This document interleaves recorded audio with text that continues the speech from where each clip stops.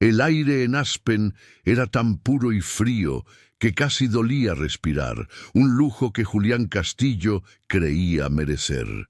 Su auto de alta gama se deslizó en silencio por el camino de grava que llevaba a su refugio de montaña, una fortaleza de cristal y acero diseñada para aislarlo del mundo, no para invitarlo a entrar.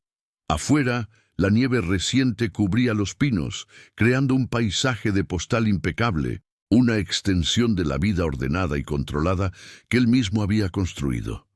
Esperaba encontrar el silencio opresivo de siempre, el eco de sus propios pasos sobre el mármol pulido y la vista ininterrumpida de las cumbres a través de las paredes de vidrio. Era un santuario de soledad, un mausoleo moderno donde venía a recuperarse del infarto que casi le había costado todo. Pero al apagar el motor, una extraña quietud, una ausencia del silencio esperado, le advirtió que algo estaba profundamente mal en su perfecto y vacío mundo. Al abrir la pesada puerta principal, el primer golpe no fue visual, sino olfativo.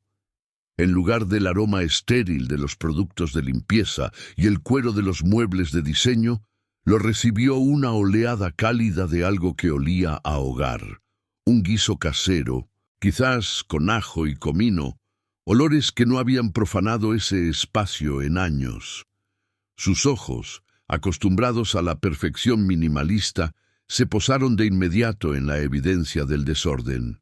Un par de pequeñas botas de goma, manchadas de lodo, estaban junto a la puerta. Sobre un sofá de diseñador que costaba más que un auto, yacía un suéter de lana de colores vivos, claramente tejido a mano. Y entonces lo oyó.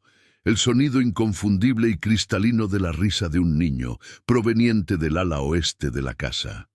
La sangre se le heló en las venas, y una furia fría y controlada comenzó a subirle por el pecho, un peligroso recordatorio de su frágil corazón. Siguió el sonido con pasos firmes, su rostro una máscara de ira helada. En el gran salón, frente al ventanal que enmarcaba las montañas, encontró la fuente de la invasión. Una mujer, de aspecto cansado pero con una dignidad inquebrantable en la mirada, estaba arrodillada en el suelo jugando con dos niños pequeños. Eran Elena Morales y sus hijos, Mateo y Sofía. Al verlo, el rostro de Elena se transformó por el pánico puro. Se puso de pie de un salto, protegiendo a sus hijos con su cuerpo como si él fuera un depredador. Julián no le dio tiempo a hablar. Su voz, afilada como un cuchillo, cortó el aire cálido de la habitación. «¿Quiénes son ustedes?», espetó, cada sílaba cargada de desprecio y autoridad.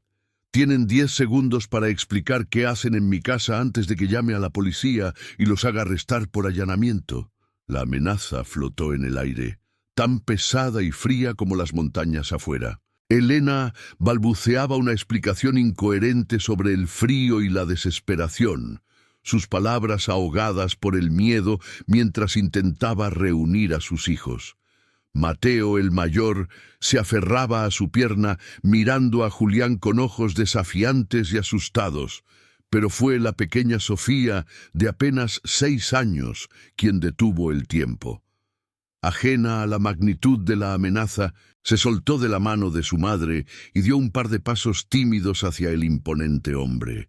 En su manita sostenía una hoja de papel arrugada. Sin decir una palabra, se la ofreció. Julián bajó la vista instintivamente, su ira suspendida por un instante. Era un dibujo hecho con crayones, una casa de líneas torcidas, un sol sonriente y 4 figuras de palitos tomadas de la mano. Una familia. El gesto inocente lo golpeó con la fuerza de un puñetazo en el alma, resquebrajando la armadura que había tardado décadas en construir. A veces, los momentos más pequeños son los que nos obligan a enfrentar los vacíos más grandes. Si estas historias que nos recuerdan nuestra humanidad resuenan contigo, considera suscribirte para que podamos seguir compartiendo relatos que importan.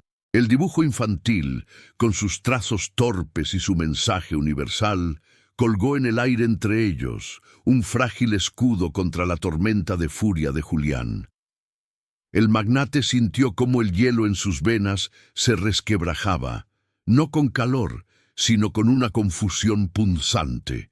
Vio a la niña, a su hermano protector y a la madre aterrorizada, y por un segundo no vio a unos intrusos, sino el eco de una vida que él nunca se había permitido ni siquiera desear. Su garganta, acostumbrada a dar órdenes que movían millones de dólares, se sintió seca. Las palabras que salieron no fueron las que esperaba, ni las que había planeado. Con una voz ronca, apenas un susurro que luchaba contra décadas de aislamiento, dijo: «Pueden quedarse, por ahora». No fue un acto de bondad, sino una rendición ante un sentimiento tan extraño y poderoso que no supo cómo combatirlo. La vida de Julián Castillo había sido una cuidadosa construcción de muros. Desde su infancia, marcada por la ausencia emocional de unos padres más interesados en su estatus social que en su hijo, aprendió que la vulnerabilidad era una debilidad que otros explotarían. Construyó su imperio en Wall Street con esa misma filosofía. Las relaciones eran transacciones, la lealtad era un contrato y el afecto, un riesgo innecesario.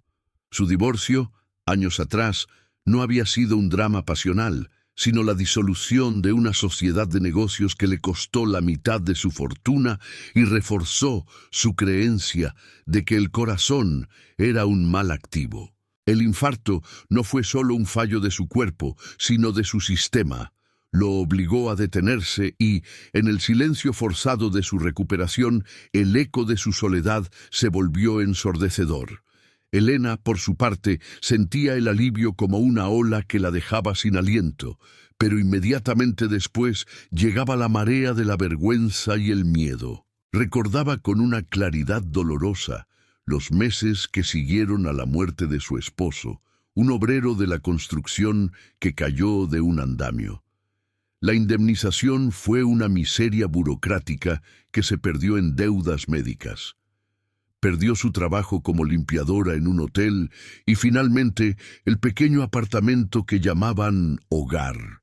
Recordaba haber trabajado esporádicamente en esa casa de Aspen, un palacio de cristal que siempre le pareció tan frío e inhabitable. La decisión de ocuparla no fue un acto de rebeldía, sino de pura desesperación. Un intento de madre leona por proteger a sus cachorros del invierno inminente y de la indiferencia de un mundo que ya los había olvidado.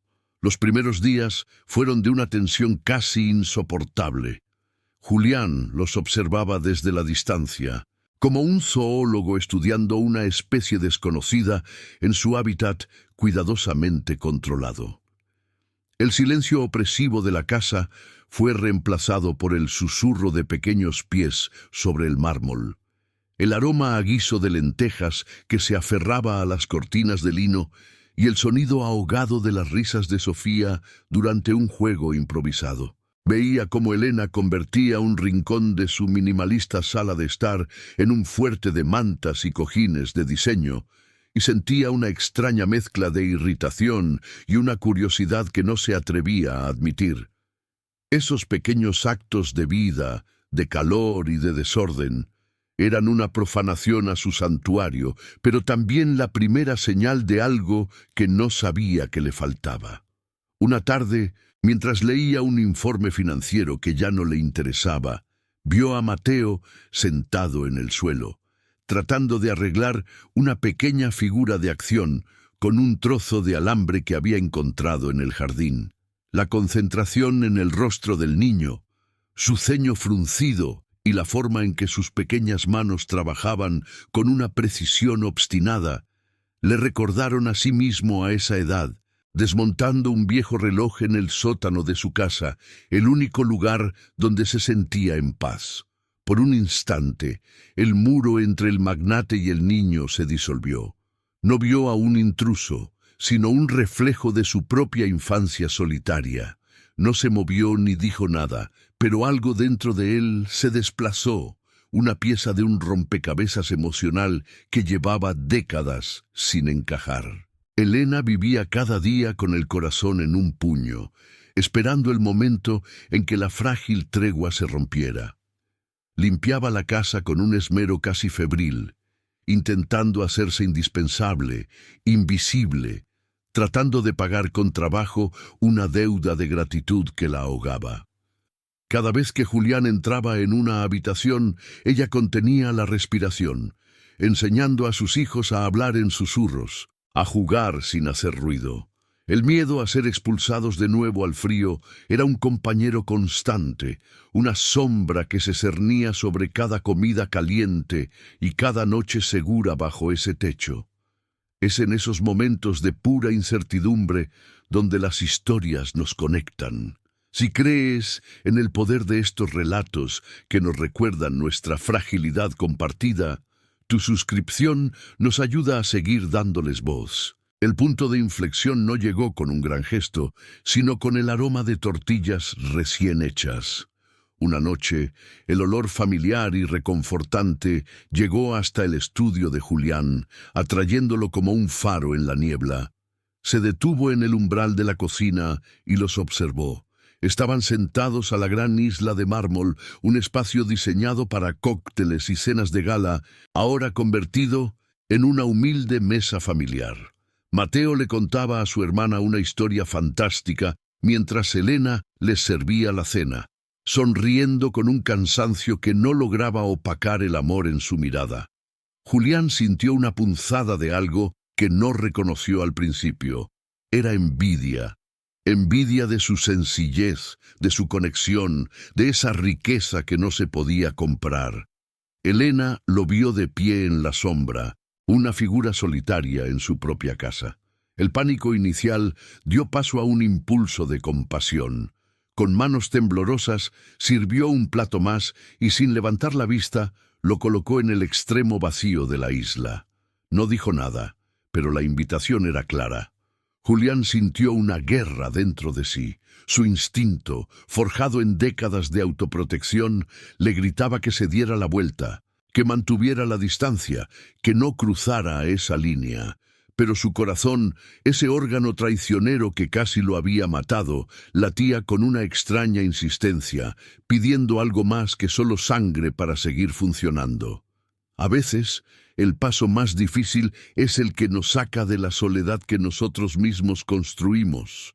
Apoyarnos, suscribiéndote, nos permite seguir explorando estas travesías del corazón. Dio el paso.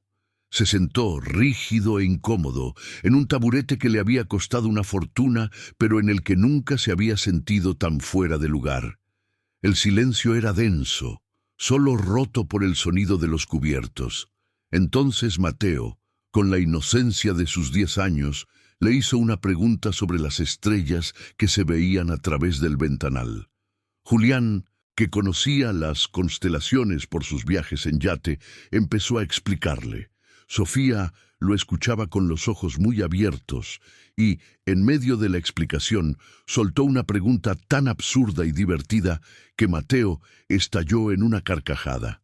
Y entonces ocurrió. Un sonido áspero y desconocido brotó del pecho de Julián. Era una risa, oxidada por el desuso, pero genuina. Todos se quedaron callados, sorprendidos, y él se vio reflejado en sus ojos, no como el dueño de la casa, sino como uno más en la mesa. La rutina comenzó a establecerse, y con ella, una frágil normalidad. Julián empezó a esperar la hora de la cena, a escuchar las historias de los niños sobre su día de juegos en la nieve. Sin embargo, un nuevo conflicto comenzó a gestarse, silencioso y amenazador. Sofía empezó a tener una tos persistente que no se iba, y sus mejillas, normalmente sonrosadas por el juego, adquirieron una palidez preocupante. Elena la arropaba con más mantas, le preparaba tés de hierbas y le restaba importancia delante de Julián, aterrorizada de que una enfermedad se convirtiera en la excusa perfecta para considerarlos una carga y echarlos. Cargaba con su creciente ansiedad en silencio. su sonrisa para Julián volviéndose cada vez más forzada, sus noches cada vez más largas y llenas de vigilia. Pero Julián, cuyo éxito se basaba en su capacidad para detectar hasta la más mínima anomalía en los mercados, notó los cambios. Observó la forma en que Elena le tomaba la temperatura a la niña a escondidas, la creciente letargia de Sofía y las sombras oscuras que se instalaban bajo los ojos de la madre. Una noche, la encontró en la cocina a las 3 de la mañana, simplemente mirando por la ventana con una expresión de pura angustia. Dejó de lado su habitual distancia y se acercó. «La niña no está bien», dijo. Su voz no era una pregunta, sino una afirmación. No había ira en su tono, sino una gravedad que Elena no le había escuchado antes. Era la voz de un hombre que, a su pesar, había empezado a preocuparse. La crisis estalló esa misma semana. Sofía se despertó en mitad de la noche con una fiebre altísima, luchando por cada bocanada de aire. El pánico se apoderó de Elena, quien solo podía abrazar el pequeño y tembloroso cuerpo de su hija, sintiéndose completamente impotente. Julián, despertado por los sollozos ahogados, entró en la habitación y la escena lo golpeó con la fuerza de su propio infarto. Vio a la niña con los labios azulados y a la madre paralizada por el terror.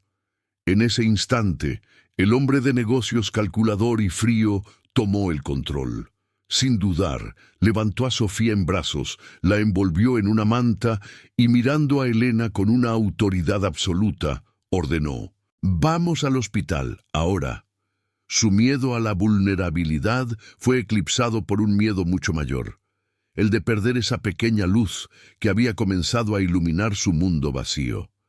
El viaje a Denver fue una mancha borrosa de luces de autopista y el sonido agudo de la respiración de Sofía. En el hospital, el mundo de Julián, hecho de órdenes y resultados, se impuso.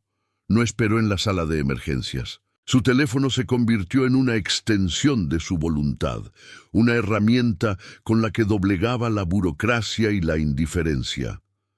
Movilizó a los mejores especialistas, consiguió una suite pediátrica privada y aseguró que cada recurso, cada tecnología de punta, estuviera a disposición de la pequeña. Elena observaba todo desde una distancia nebulosa, sintiéndose como una espectadora en la tormenta que Julián había desatado.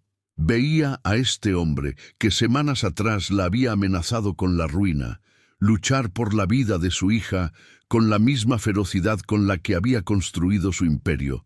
Y la gratitud que sentía era tan abrumadora que dolía, mezclada con la culpa de no poder ofrecer nada a cambio. Las siguientes horas se disolvieron en un tiempo espeso y lento, medido por el goteo de las vías intravenosas y el pitido rítmico de los monitores. Se sentaron en el pasillo estéril, un espacio impersonal que contrastaba brutalmente con la calidez que Elena y sus hijos habían llevado a la casa de Aspen. El silencio entre ellos ya no era de desconfianza, sino de una vulnerabilidad compartida. Julián, por primera vez en su vida adulta, no tenía el control. Podía comprar médicos y máquinas, pero no podía negociar con la fragilidad de un cuerpo infantil. Se miraba las manos, las mismas que habían firmado contratos de miles de millones de dólares, y las sentía inútiles. El miedo que lo atenazaba era primitivo, un eco del terror que sintió cuando su propio corazón se detuvo. Solo que esta vez no era por su vida, sino por una que se había vuelto infinitamente más preciosa. Finalmente, el muro de contención de Elena se derrumbó. Las lágrimas que había reprimido durante días brotaron en silencio, trazando surcos en su rostro agotado. Se volvió hacia Julián, su voz apenas un susurro roto por la angustia. «Gracias», dijo. La palabra cargada con el peso de una deuda impagable. «Nunca podré pagarle todo lo que está haciendo por nosotros». Julián la miró, y en sus ojos ella no vio al magnate, sino a un hombre despojado de todo artificio. Él negó lentamente con la cabeza. No, Elena, soy yo quien tiene que agradecerte, respondió, su voz ronca y llena de una emoción desconocida. Antes de que llegaran, esta casa, mi vida, no era más que un mausoleo de lujo. Ustedes me enseñaron a respirar de nuevo. Esa niña me devolvió el pulso que la vida me había robado. La confesión quedó suspendida en el aire desinfectado del pasillo. Un acto de desarme total que lo dejó completamente expuesto. Elena lo escuchó y comprendió que no se trataba de caridad ni de lástima. Era una necesidad mutua, una simbiosis, donde su humilde calor familiar había reanimado un corazón que el dinero había dejado morir de frío. En ese instante, su propio miedo a confiar, a depender de alguien de nuevo, se evaporó. Vio la devoción pura y desesperada en sus ojos y supo que era real, que el vínculo que los unía ya no era el de un dueño y sus inquilinos, sino algo mucho más profundo y verdadero. Justo en ese momento la puerta de la unidad de cuidados intensivos se abrió y un médico caminó hacia ellos. Su rostro, una máscara ilegible que contenía el destino de su pequeño universo. El médico les sonrió, una curva amable en un rostro cansado, y las palabras que siguieron fueron como el primer aliento después de casi ahogarse. Está fuera de peligro, la fiebre ha bajado, es una luchadora. El alivio fue una fuerza física que golpeó a Elena, haciéndola tambalearse. Se cubrió el rostro y sollozó, liberando toda la tensión y el terror acumulados. Julián no lo pensó. El último de sus muros se desmoronó, y en un gesto que se sintió tan natural como respirar, la rodeó con sus brazos, atrayéndola hacia él. Se aferraron el uno al otro en medio del pasillo anónimo. Un hombre que lo tenía todo y una mujer que no tenía nada, unidos no como extraños afortunados, sino como una pareja que acababa de luchar juntos para salvar a su hija. En ese abrazo, en el corazón de un hospital frío, finalmente encontraron su hogar. El regreso a Aspen fue un renacimiento. La casa, que antes había sido el monumento a la soledad de Julián, los recibió no con silencio, sino con la promesa de una nueva vida. Durante la recuperación de Sofía, las paredes de cristal que antes enmarcaban un paisaje vacío, ahora reflejaban el calor de una familia. Julián, con una claridad que nunca había conocido, comenzó a desmantelar su antigua vida. Vendió su participación mayoritaria en la firma de inversiones, un acto que sus socios consideraron una locura, pero que para él fue como soltar un ancla que lo ahogaba. El dinero ya no era el objetivo, sino la herramienta. Contrató a decoradores, no para que impusieran un estilo, sino para que siguieran las indicaciones de Elena, llenando los espacios con colores cálidos, muebles cómodos y estanterías para los libros y juguetes de los niños. El desorden feliz de la vida cotidiana se convirtió en la obra de arte más valiosa de la casa. El siguiente paso fue el más importante de su vida, una transacción que no involucraba acciones ni bonos, sino corazones. Julián inició el proceso de adopción de Mateo y Sofía, para un hombre que había pasado su vida leyendo la letra pequeña de contratos multimillonarios. Los documentos legales de la adopción se sentían sagrados. Cada firma era un voto, cada cláusula una promesa.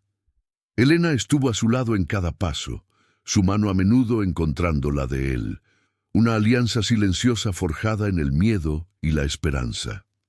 El día en que el juez declaró a Julián como el padre legal de los niños, no hubo aplausos ni celebraciones ostentosas. Solo hubo un silencio profundo en la sala del tribunal, roto por el sollozo ahogado de Elena y la sensación de Julián de que su corazón, ese órgano frágil y remendado, finalmente estaba completo.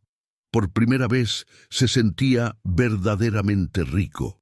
Inspirado por la resiliencia y la dignidad de Elena, Julián encontró un nuevo propósito para su vasta fortuna. Juntos crearon la Fundación Nuevo Amanecer, una organización dedicada a proporcionar vivienda segura, apoyo legal y oportunidades laborales a madres solteras y viudas que se encontraban en situaciones desesperadas. La primera sede de la fundación se estableció en Denver, operando con una filosofía simple: ofrecer la misma red de seguridad que Elena y sus hijos nunca tuvieron. Julián no solo aportó el capital, se involucró personalmente, utilizando su aguda mente para los negocios, para crear sistemas sostenibles de ayuda en lugar de caridad pasajera. Vio el rostro de Elena en cada mujer que ayudaban y en cada niño que recibía un techo seguro. Vio a Mateo y a Sofía, recordando que la compasión era la inversión más rentable que jamás había hecho. 5 años después, el jardín de la casa de Aspen era un tapiz de risas y sol. Sofía, ahora una niña de 11 años, sana y vibrante, corría detrás de una pelota con Mateo, quien se había convertido en un adolescente reflexivo y protector. Julián, con el cabello completamente canoso pero con una serenidad que le había restado años a su espíritu, observaba la escena desde una manta de picnic junto a Elena. Intercambiaron una mirada, una comunicación silenciosa que contenía un universo de gratitud y amor profundo. Ya no era el magnate solitario ni la viuda desesperada. Eran simplemente una familia, un testimonio viviente de que los corazones rotos podían aprender a latir juntos. Si historias como esta, que nos recuerdan que el verdadero hogar se construye con amor, te tocan el alma, tu suscripción nos da la fuerza para seguir encontrándolas y contándolas.